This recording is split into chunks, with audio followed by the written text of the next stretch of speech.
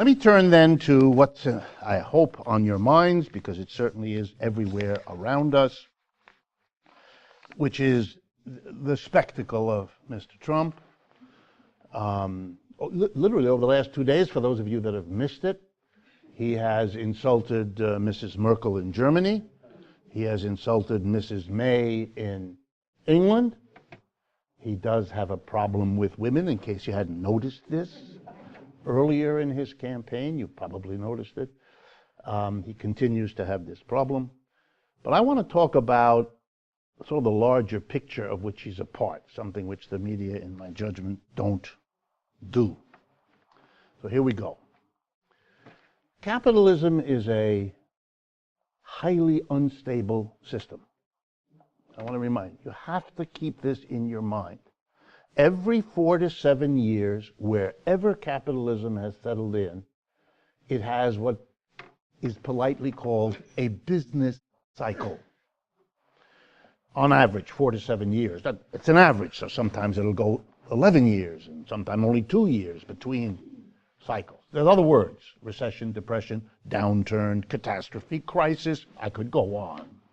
We have a lot of words in all languages for this because capitalism produces this with the regularity of a disease. And that's a problem because periodically millions of people are thrown out of work. Businesses shut down or cut back. Governments have no money to maintain functions. I mean, it's traumatic, not just for the people who lose their jobs, but for their husbands and wives, for their children, for their neighbors, for their relatives, for their communities. Wow. Some places get hit so bad with one of these that they never recover. That is, the downturn, instead of having an upturn later, which they're supposed to do, and they often do, sets in motion so many secondary effects that they never can get back up. Detroit never got up. Camden, New Jersey. I'm mentioning places you really should visit if you never have, because nothing I say can get across to you what an hour or two riding around these places. Be sure your windows are rolled up. Cleveland, Camden, my hometown, Youngstown, Ohio, places like that. Places like that. Awful places for decades and decades.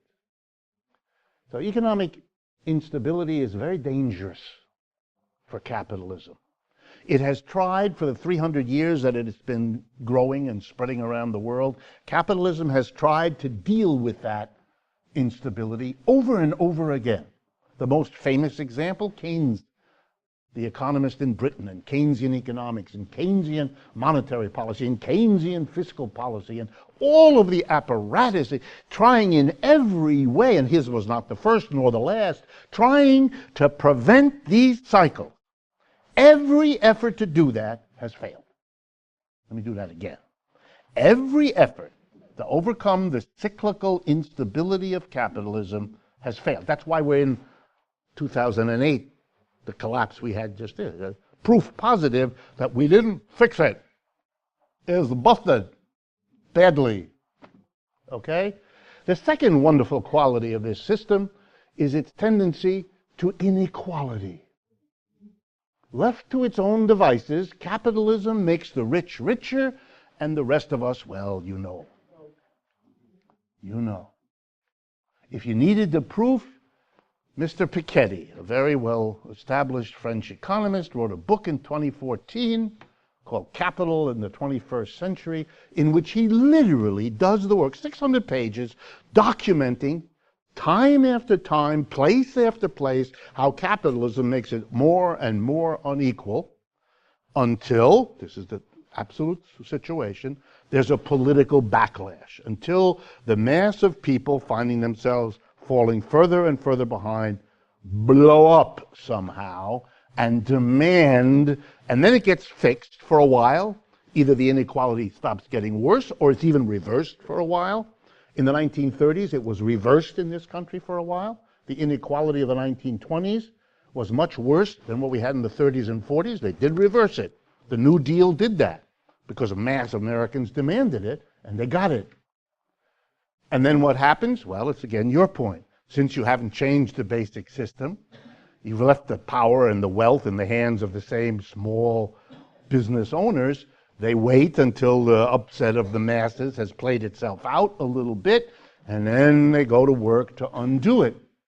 Most of you have been living through the last several decades of the United States, which is the undoing of the New Deal. All the protections you got have been taken away, one after the other. You're barely holding on to Social Security, and don't bet on that. But most of the rest, like the Janus decision, all being taken away. Okay. One of the key roles that's played by politics in a capitalist system is to try to cope with this. Cope with this instability, these periodic breakdowns that make no sense, that nobody wants, that create vast suffering and dislocation. Cope with that. And by cope with that, I mean get people to accept it, get people to live through it, get people not to turn against capitalism on the grounds that, what are we having a system like this for? Some of you have heard me, because it works with my students in my classes. I tell the following joke at this point. If you lived with a person as unstable as capitalism, you would have moved out long ago. But you live with this lunacy, knowing, because if you pay any attention, you know that in your lifetime, you're going to have downturns. And you may think you're never going to be hit by them. But that's really naive. You will, directly or indirectly. Everybody is. You too. And it may really hurt when it gets to you. So the politics have to handle it. And I don't have enough time, otherwise I would like to. So I'm going to be very brief now. When the crisis hit in 2007 and 2008, here was a doozy. It quickly became clear to the people who run this society and the rest of us watching that this wasn't your run-of-the-mill up-down. Lasts a year or two. Okay, this was a bad one. This was a really bad one. It wasn't as bad as the one in the 1930s, but it came in second. A global crash of capital. You have to worry now. Like you always have to worry with a downturn. And here comes the solution. This may upset some of you, but just follow the logic of it. The solution was Obama. The solution was a tilt to the left, not very far left, but a community organizer. Remember the early message of Mr. Obama? Community organizer, a progressive something from the Midwest, Illinois. What would he do? Well, he would fix it all. He would roar into office blaming Mr. Bush and the Republicans for the catastrophe that everybody by then was feeling. 2008, remember? And he would sweep into office, which he did, and he would be the Mr. Fix-It. He would fix it. Well, here's what, to be blunt, happened. First thing he did was pass an enormous, remember, stimulus program.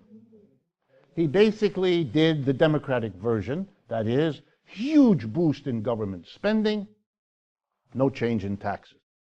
So the government is suddenly pouring money into the economy to try to do classic Democratic Party stimulus response. He did that. What else did he do to change the economy?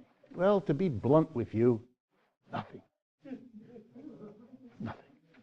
He passed a health care bill that gave health insurance to people who didn't have it, an important thing to do, a progressive step, but it didn't change the economic system in our society, didn't fix anything about it. In fact, the hallmark of that health bill was, yeah, he got some more people covered. But he did absolutely nothing to change the absurd amount of money Americans have to spend for their health care. In fact, he solidified that in his program, because if he wasn't going to change it, the Republicans certainly wouldn't. And so it's cement now that we pay more than any other country on this planet for our health care, even though the health results we get are mediocre. But he did something else that was the political job he was there for. He made sure that African Americans and white liberals who liked him wouldn't make any trouble for this system for 8 years. They didn't want to embarrass him. They didn't want to make him responsible. They didn't want to do the work of the Republican enemies. No, they weren't going to do that. So, stasis.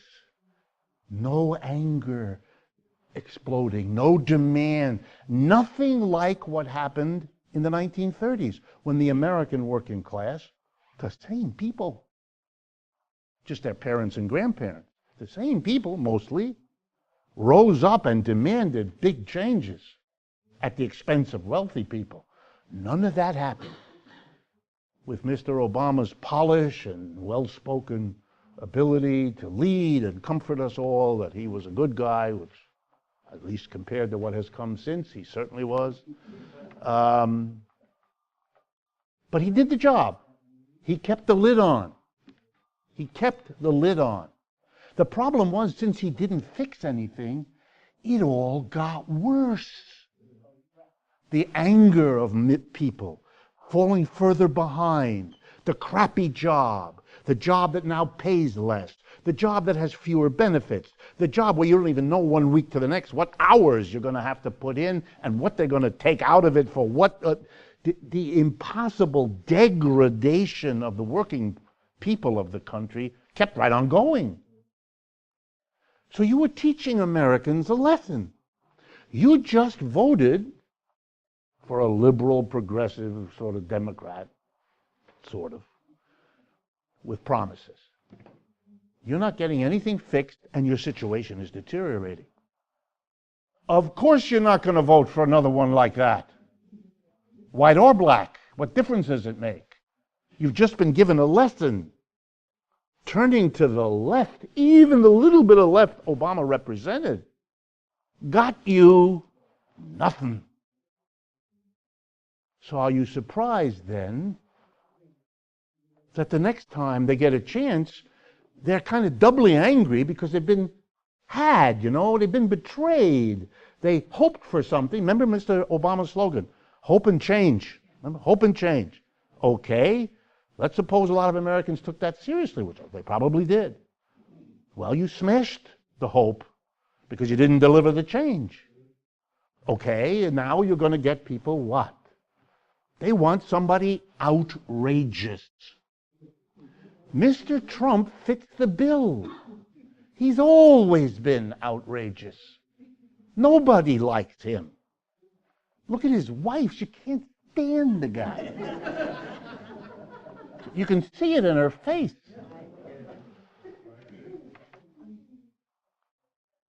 Even the elite in the city don't like him, doesn't let him in. He's been the outsider. He doesn't get it. He's a bully. He's all the things you all know. You don't need me to go through it with you. But that's exactly what people wanted. They wanted the guy who's the outside. They all feel outside. There was a special torture Obama did in the last part of his second term. It wasn't just him. But he presided over this language of recovery. The American economy is in recovery. You know what that does? It says to every person whose life isn't recovering, there's something wrong with me. Everybody else is recovering. You're making a double pain. Not only are they not recovering, but they feel bad that somehow everybody else is, and there's just something wrong with you. You don't have the right education, you didn't go to school, you haven't worked real hard, you're not a nice person, and you have body odor. That's why.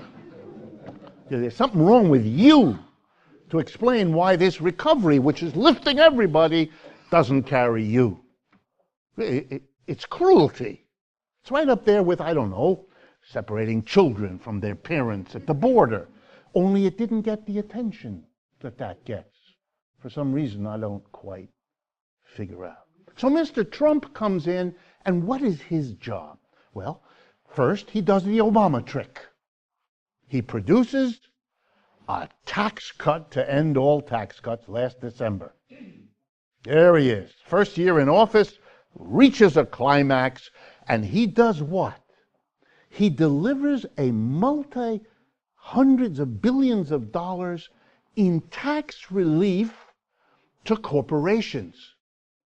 The very things that have been doing better than anybody else for the last 30 years. He gives a tax cut to people who don't need it. They didn't even ask, many of them. He cuts the taxes from 35% corporate profits tax, 35% to 21%. That's a large cut, producing hundreds of billions of dollars of money that these corporations now have. They don't have to pay in taxes. And he promised, of course, like an Obama type, that this will mean rising wages and jobs. If you read the financial press, particularly the last 2 or 3 weeks, let me summarize for you. The overwhelming bulk of that money has been used on what's called stock buybacks.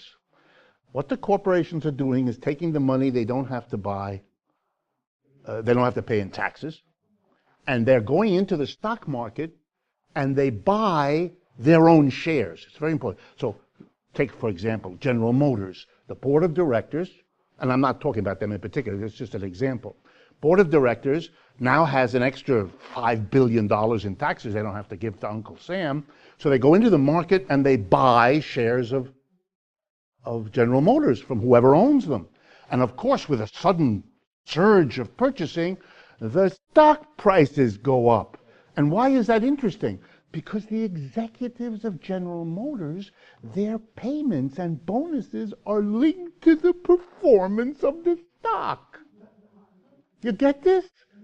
This is not a very hard science, this business. This is called thievery. If you do this, you're going to go to jail, or the equivalent. But this is all legal.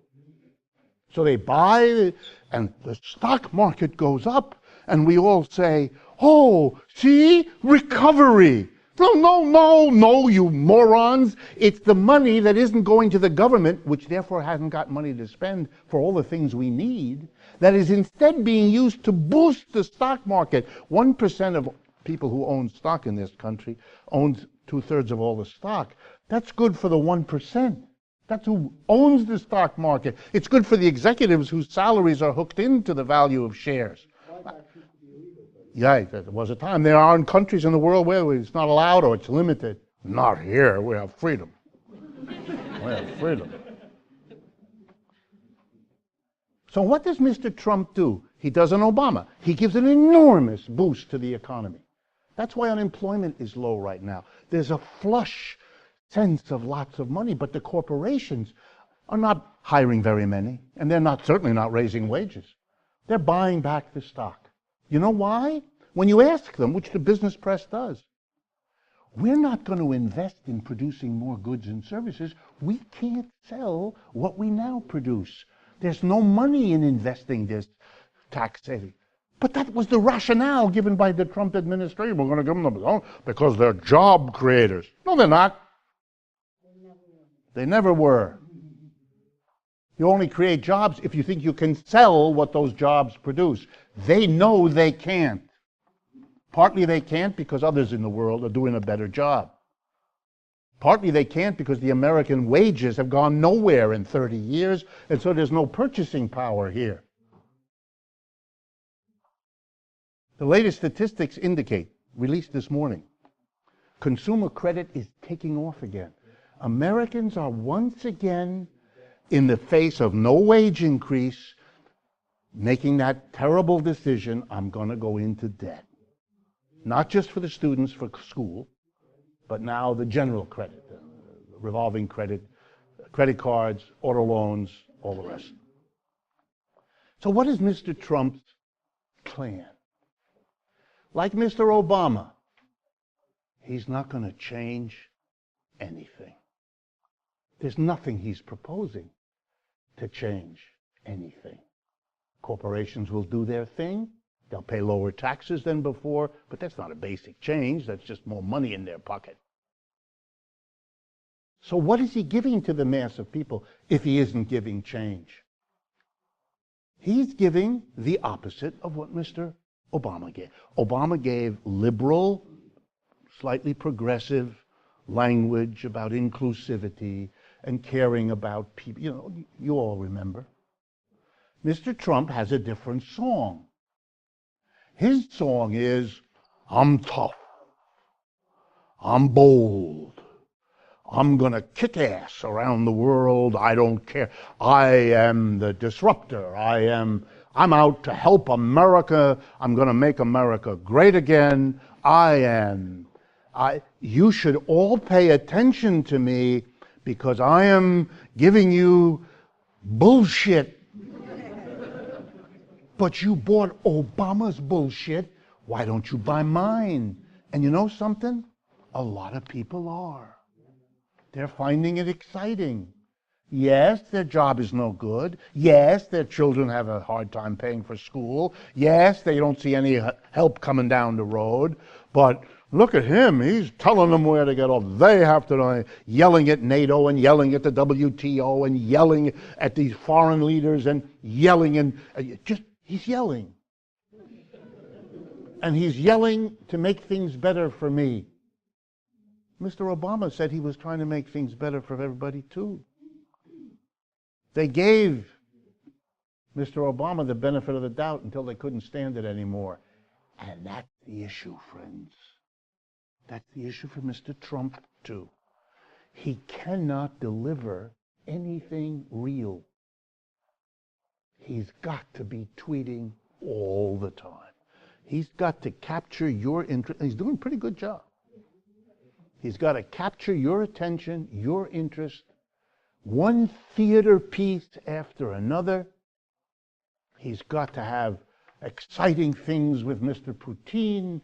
He's got to go to the brink of war with North Korea and then get the Nobel Peace Prize for not having the war. But this is all, really is, it's theater. Mr. Trump has no future unless he can harvest this version of the old Republican game. The Republican game was always big business and a mass of conservative people. You have to weld those two together to make a winning election combination. And the Democrats, they've usually tried to get the working class and then minorities, women, and all of that. Unfortunately, because of Obama in part, but because of the Democratic Party's own evolution, they made no effort to face or to offer an answer to the declining economic circumstances of the mass of the American working class. What they did in the 1930s, they didn't do this time. And they lost them. And so they're left with minorities and immigrants and women and liberals, but it's not enough. And now their strategy is to wait for the obverse of what the Republicans did. The Republicans waited for the mass of people to become so disaffected from the nothingness that Obama did. They're now hoping that the people will become disaffected with the nothingness Mr. Trump's doing. And they may be right. I'm not here to tell you they're wrong. That's their strategy. That the American people will get disgusted with Mr. Trump and vote in another Clinton or something like that, or an Obama or something like that, rather than face that our politics is a politics in which we clean up, or we ask our political instruments to clean up the mess that capitalism makes of so many people's lives, to come up with a solution that is 3 parts political theater and 1 part helping the rich in the hope that it trickles down a little bit. It's the old trickle-down business, it's all it is. There's nothing new here. Just like there was nothing new really in Obama, there's nothing new in Trump. These are variations on the same thing. But let me end it with this. I'm going to respond to some questions. It's always possible that these things spin out of control. Nobody here should please do not understand me as saying that anything here is under control.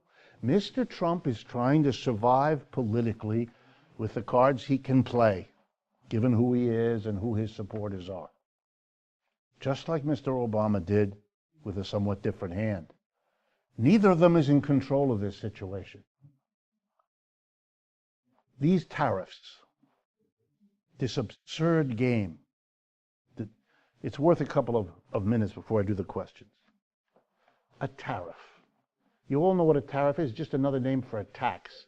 It's the name you give a tax when it's a tax on a particular thing, namely an object produced in another country that crosses your border and comes into your country, and you hit it with a tax as it crosses the border. It's like being hit with a fine when you drive from Massachusetts to Connecticut.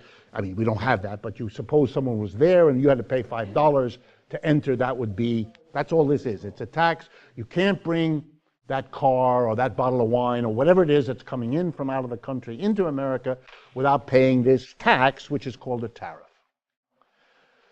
All countries manipulate their foreign trade. This is a process as old as capitalism, if not older. Capitalists who have problems go to their government and say, help us. And one of the ways a government helps a company, by the way, why does a politician do that? So he gets money. It can be a bribe. It can be a donation to his favorite charity. It can be a contribution to his political campaign. It can be, who knows, as many as you can imagine.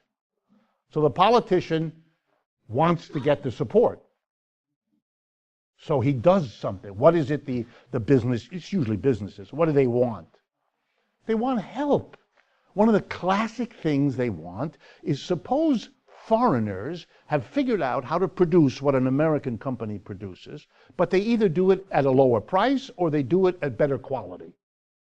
Let me pick a random example. Automobiles. For a long time, Ford, General Motors, and Chrysler were good at what they did. Then German and Japanese and other countries began to figure out they could do this better and cheaper. And they proceeded to do it better and cheaper. And Americans, not so surprisingly, said, ooh, I'd rather spend less for something better.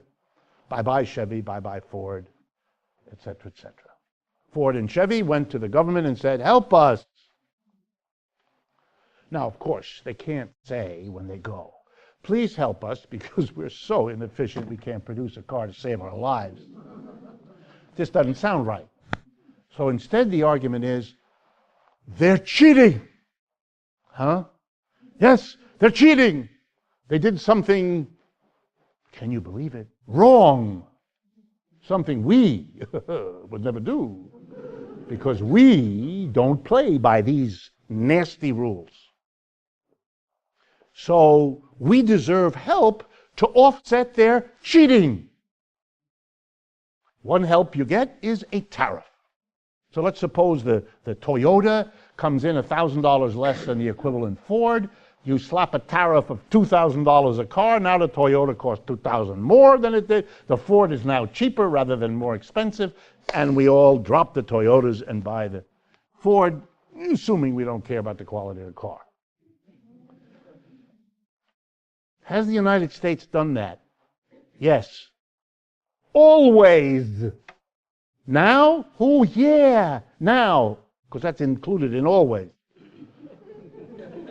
Every country does this sort of. Let me give you the example, the best example I think of all the time these days. Light trucks. You know, Americans are in love with those little pickup trucks. Large numbers of particularly male persons seem to get testosterone boosts by being in a little truck rather than in a simple car. It does wonders for them. I don't want to take away anything. Obviously, I'm doing that. So Foreigners, it turns out, can make better trucks than we can, and cheaper, just like they can make better cars and cheaper than we do. So, back in 1962, we put a tariff on light trucks, 25%. It's been in effect since then. Is it in effect now? Mm-hmm. Tariffs. Suddenly, Mr. Trump discovers tariffs. They're cheating. Who's cheating? Everybody cheats. And it isn't just tariffs. There are other ways. When the Japanese cars first came in a big way in the 1960s and 70s, the United States went to Japan and threatened them and said, you can't send more than a certain number. That's called a quota system. You can send up to 200,000 cars, but not one beyond that. We don't care what the price is. So you have a cheap, good car, fine. You can. Those were the days where if you wanted to buy a Honda, you went to a Honda dealer, you gave them your name, and you were put on a waiting list, and if you were lucky, by next Christmas, they'd call you up. Because you couldn't get them. Everyone knew they were better, but they had a quota. So the United States is not some naive, he didn't make a good deal. Mr. Trump is going to do a good deal maker. Oh, stop. If you believe that, then you believe that if you buy that certain kind of soap and use it, your sex life will be transformed. Right? You know that when they tell you that, they just want you to buy this soap. The rest of it is bullshit. That's what this is. This is political theater. All the rest of it is nonsense. And the same applies to the immigration issue. Don't be fooled by this. Over the last few years, immigration in the United States, two facts, which I'm sure many of you don't know. What are the two countries that send the most immigrants to the United States in the recent years? China and India. What's in the news all the time? Hispanic. It's as if our immigration, it's as if Mexico. Bullshit. It's not that. It's not that. That's theater, folks. It's all theater. How many of you have seen the movie Wag the Dog? That's what you're watching. This is a made-for-your distraction soap opera. With the children and the parents and the other. What? This has got nothing to do with, this will not change anything in the American economy. Nothing. Not only that, the few places where this was going to make any difference are already busy working around it. The farmers who need the cheap labor to pick, they're already working a deal with the Trump administration to get special short-term laborers, foreign students. They're figuring it out. By the way, including immigrants who will come in now under a new name. This is childish, this stuff. I'm going to make America for Americans. Every European leader is toying with this. If you're interested, you want to see even more extreme than America, Hungary, Poland, other countries. Part of the Brexit in England was an anti-immigrant kind of blame the... It's as old as Methuselah, this stuff. This is called scapegoating. It has nothing to do with the issue. The whole point of it is to distract you from the issue. Get all excited about the immigrants. Help them because, you know, we're a country built out of immigrants. Yeah, we are. Who cares? To be honest about it. Do you? It's like Melania's jacket there. Do you really care? They understand it. This is theater. This is to get you all excited, to make believe. While he is holding back Hispanic immigration, the Chinese and the Indians are the ones that are making the immigration real in this country. But he doesn't say a word about them because it's not politically advantageous to him. That's what this is about. It's so important that you understand. But the last thing again, it can spin out of control. Let me just give you one example of how it can be done. The second most important economic power in the world today is China. Nobody else is close. The Chinese have developed their economic well-being, their explosive growth. Faster, the Chinese went from a poor backward country to a modern economic power in 30 years. Nobody has ever done that before. It took England 3 centuries. It took the United States 2. They did it in 30 years. Now that takes a lot out of people. They moved 300 million people from the countryside to the city. A traumatic change of life for people that takes a long time to digest and process. China is a society in turmoil it couldn't possibly be other than that, given what's happened to them. Well, they built their economic success out of exports. They became the place that produced for the rest of the world. They could produce better and cheaper, and that was their success. That's why we all, you're all wearing clothing from there, and appliances come, everything else. And now they've moved up the technology chain. They've gotten more and more proficient. They can do more and more fancy, technologically advanced stuff, etc., etc.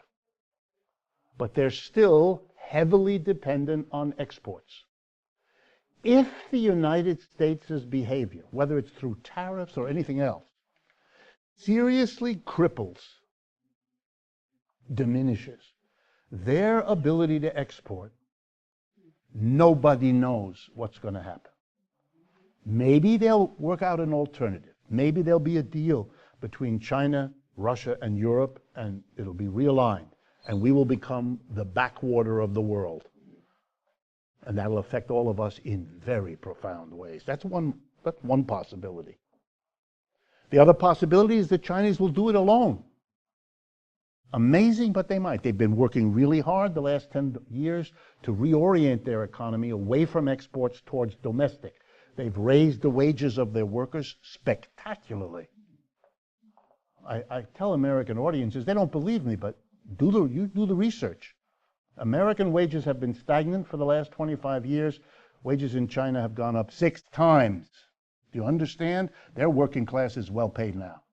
By their standards historically, unbelievable.